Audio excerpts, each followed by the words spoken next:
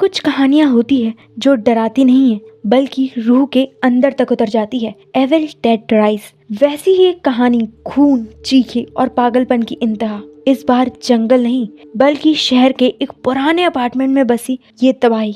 कहानी शुरू होती है एक खूबसूरत लेक साइड कैबिन से, जहाँ तीन दोस्त जेसिका, कैलेब और टेरेसा छुट्टियां मनाने आए हैं। लेकिन इन हंसी ठिठोली के बीच जेसिका की तबीयत अजीब सी हो रही है। वो अपने कमरे में बेहोश सी पड़ी है और टेरेसा उसे देखने आती है। तभी कुछ ऐसा होता है जो किसी ने सोचा तक नहीं था। जेसिका अचानक उठती है, लेकिन उसकी आंखों में कोई इंसान नहीं, कोई राक्षस झांक रहा होता है। वो अजीब सी भाषा में कुछ पढ़ रही होती है। उसके बाल अपने आप हवा में उड़ते हैं और टेरेसा के चेहरे से लिपट जाते हैं। टेरेसा डर के मारे बाहर भागती है, जहाँ कैलेब ड्रोन उड़ा रहा था। लेकिन जेसिका अब वो जेसिका नहीं रही। वो ड्रोन से खुद को घायल कर लेती है, पानी में गिरती है और फिर अचानक से कैलेब को खींचकर उसका सर धड़ से अलग कर देती है। खून, पानी और चीखें, और फिर स्क्रीन पर तैरता है title, Evil Dead Rise. Cut to एक दिन पहले की कहानी।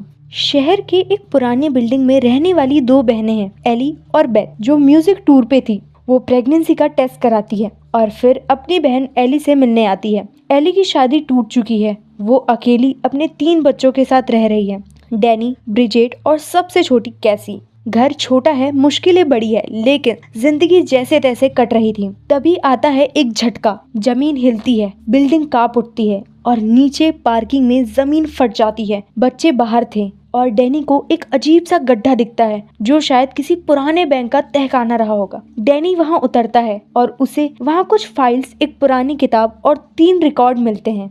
हाँ, वही किताब, नेक्रोनोमिकॉन बुक ऑफ द डेड। इस किताब में इंसानी चमड़ी है और खून से लिखा गया है। डैनी उसे घर ले आता है, जबकि ब्रिजेट बार बार उसे मना करती है, लेकिन जिज्ञासा इंसान को कहाँ रोकती है। किताब पर कांटे लगे हैं और जैसे ही डैनी खोलने की कोशिश करता है, उसके हाथ में कट लगता है और खून उस किताब पर गिर जाता है। बस वही खून इस किताब का दरवाजा खोल देता है। डैनी रिकॉर्ड को अपने प्लेयर में बजाता है, जिसमें एक पादरी की आवाज आती है। वो बताता है कि ये किताब इतनी खतरनाक है कि चर्च ने उन्हें निकाल दिया था। जैसे जैसे रिकॉर्डिंग चलती है, किताब के पन्ने अपने आप पलटते हैं और एक बुरी आत्मा इस दुनिया में फिर से आजाद हो जाती है। इस आत्मा को अब चाहिए एक होस्ट, और वो होस्ट बनती है एली। लिफ्ट में फंसी एली के शरीर पर केबल्स लिपटते हैं, उसे झटके देते हैं और फिर वो बदल जाती है। उसकी आंखें बुझ चुकी है और शरीर में कोई और बस चुका है।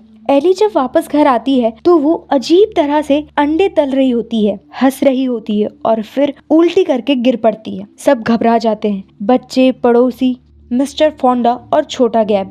सब उसे रोकने की कोशिश करते हैं, लेकिन कुछ भी काम नहीं आता। एली अब उनकी माँ नहीं रही, वो अब एक शैतान है। कहानी यही नहीं रुकती, ये तो बस शुरुआत है। आगे जो होने वाला है वो है डर का असली खेल। एली अब पूरी तरह से शैतान के गिरफ्त में है। उसके चेहरे की मासूमियत अब गायब है और उसकी हरकतों में एक अलग ही वहशीपन दिखता है। वो उल्टी करके गिर चुकी होती है, लेकिन अब अचानक उठती है और घर के चारों तरफ घूमने लगती है, जैसे अपने शिकार की तलाश में हो। घर में हर कोई डरा हुआ है। बेथ कुछ समझ नहीं पाती। जो बहन अभी कुछ देर पहले प्यार से बात कर रही थी, अब वही बहन जानवर बन चुकी है। एली धीरे धीरे बच्चों के पास जाती है और तभी वो कांच के टुकड़े से खुद को काट लेती है। फिर एक झटके में अपनी ही बहन के हाथ में वो टुकड़ा घुसेड़ देती है। खून की धारा बहती है, बच्चों की चीखें गूंजती है। ब्रिजेट, जो सबसे बहादुर लगती है, अपनी माँ को रोकने की कोशिश करती है, लेकिन अब एली कोई इंसान नहीं रही। वो अपने टैटू ड्रिल उठाती है और ब्रिजेट के चेहरे में घुसा देती है। भाई, उस सीन को देखकर रूह कांप उठे। ना खून की कमी थी, ना दर्द की। वो ड्रिल, वो चीख, सब कुछ एक खौफनाक साउंड ट्रैक जैसा था। बेथ किसी तरह एली को घर से बाहर धक्का देती है और दरवाजा बंद कर देती है। लेकिन कहानी यहीं खत्म नहीं होती। एली अब बाहर है, लेकिन बिल्डिंग के बाकी लोग अब उसकी पहुंच में हैं। गैब, जो मासूम सा लड़का था, उसे एली बेरहमी से मार देती है। मिस्टर फोंडा को भी नहीं छोड़ती। उसका शरीर ऐसे मरोड़ती है जैसे कोई टॉर्चर मशीन हो और फिर वो उनकी लाशों को भी जिंदा कर देती है। घर के अंदर ब्रिजेट अब धीरे धीरे डेमोनिक बन रही है। उसके मुंह, आँख, कान, उसकी हर जगह से काला लिक्विड निकल रहा है और फिर वो कांच खाने लगती है। हाँ, असली कांच, एक एक टुकड़ा चबाकर। ये सीन देखकर किसी के भी होश उड़ जाए। डैनी और कैसी डर के मारे कांप रहे हैं। ब्रिजेट अचानक उन पर हमला कर देती है। किसी तरह कैसी एक स्टिक उठाती है जिसके ऊपर उसकी डॉल का सिर है और उसी से ब्रिजेट के सिर में घुसा देती है और स्टिक का नाम उसने रखा था स्टेफनी। ब्रिजेट मरती नहीं, बस बेहोश हो जाती है। डैनी उसे एक कमरे में बंद कर देती है। अब बेथ रिकॉर्ड सुनना शुरू करती है, वो प्रिस्टस की आवाजें जो बता रही है कि इस किताब से छुटकारा पाना नामुमकिन है। इनकेंटेशन इस दुनिया के नहीं है, कोई भी इन्हें पकड़ेगा दरवाजा खुल जाएगा और जो आया है वो जाएगा नहीं। उधर एली बाहर से घर में घुसने की तरकीबें ढूंढ रही है। वो वेंट से झिरकी लगाती है और कैसी को देख लेती है। उसका रास्ता तय है। वो वेंटिलेशन सिस्टम से घर के अंदर दाखिल होती है और उसी वक्त ब्रिजेट वापस उठ जाती है। वो डैनी पर हमला करती है और उसके ऊपर खून की उल्टी कर देती है। डैनी जलती हुई स्प्रे के लाइटर से ब्रिजेट को जला देती है, लेकिन अब खुद डैनी घायल है और धीरे धीरे संक्रमित हो रही है। अब घर में डर नहीं बल्कि एक युद्ध छिड़ा हुआ है, जिंदा और मुर्दा के बीच। अब तक तो सब उजड़ चुका था। माँ शैतान बन चुकी थी, बेटी भूतिया बन गई थी और बेटा अब भी मौत के दरवाजे पर खड़ा था। बचे थे सिर्फ दो, बेथ और छोटी सी कैसी। लेकिन अब ये बच्ची भी बच्ची नहीं रही थी। उसकी आंखों में अब डर नहीं, साहस था। वो समझ चुकी थी कि अब बचना है तो लड़ना होगा। बेथ रिकॉर्ड सुन रही थी, लेकिन वहाँ कोई उपाय नहीं था। उल्टा उसे पता चला कि ये डेमोनिक एंटी सिर्फ शरीरों के पेजेस नहीं करता, बल्कि जब किसी की शरीर की जान जाती है तो वो बाकी लाशों में मर्ज होकर एक बड़ा शैतान बना सकती है। और यही हुआ। एली, कैब, मिस्टर फोंडा और ब्रिजेट, सबकी लाशें मिलकर एक शैतानी राक्षस में बदल जाती है। उनकी हाथ, पैर, चेहरा सब आपस में ऐसे मिक्स हो गए थे जैसे कोई बुरा सपना।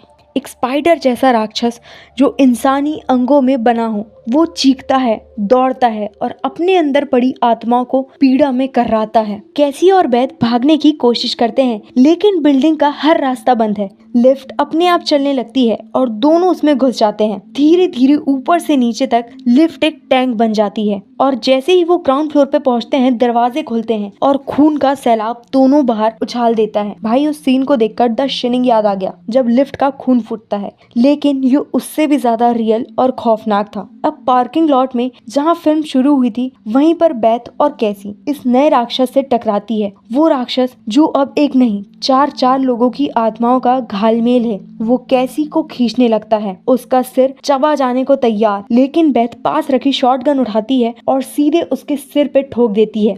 लेकिन राक्षस फिर भी नहीं मरता। वो दोनों को घसीटते हुए एक वुडन चिपर के पास ले जाता है, वही मशीन जो लकड़ियों को टुकड़ों में काटती है। वहाँ वो कैसी को खींचने लगता है, लेकिन बेथ उसके ऊपर कूद जाती है। दोनों में जबरदस्त हाथापाई होती है और आखिरकार बेथ एक बड़ी सी चेन उठाती है और एली की गर्दन में फंसा देती है और शैतान को सीधे उस मशीन में धकेल देती है। मशीन घूमती है और शैतान के टुकड़े टुकड़े हो जाते हैं। खून के छींटे, हड्डियों की चरमराहट और चीखों की गूंज के बीच एक भयानक चुप्पी छा जाती है। अब सब खत्म हो चुका था, या शायद नहीं, क्योंकि अगली सुबह हम उसी बिल्डिंग में एक लड़की जेसिका को देखते हैं, वही जिससे फिल्म की शुरुआत हुई थी। वो पार्किंग लॉट में आती है और चारों ओर खून देखती है। उसके चेहरे पर डर उतरने लगता है और फिर कुछ अजीब होता है। उसके चेहरे का एक्सप्रेशन बदलता है, जैसे कोई उसके अंदर घुस आया हो। हाँ, क्योंकि डेमोनिक एंटी मरी नहीं थी, वो अब जेसिका के अंदर घुस चुकी थी। फिल्म फिर वहीं खत्म होती है, लेकिन एक वादा छोड़ जाती है कि अगली तबाही अब फिर से शुरू होगी। तो दोस्तों, यही थी एविल डेड राइज की पूरी कहानी, जो खून और पागलपन से भरी है, लेकिन साथ ही में एक बहन और बच्ची की जंग भी। जंग डर के खिलाफ, शैतान के खिलाफ और उस ताकत के खिलाफ जो कहती है अब कोई नहीं बचेगा।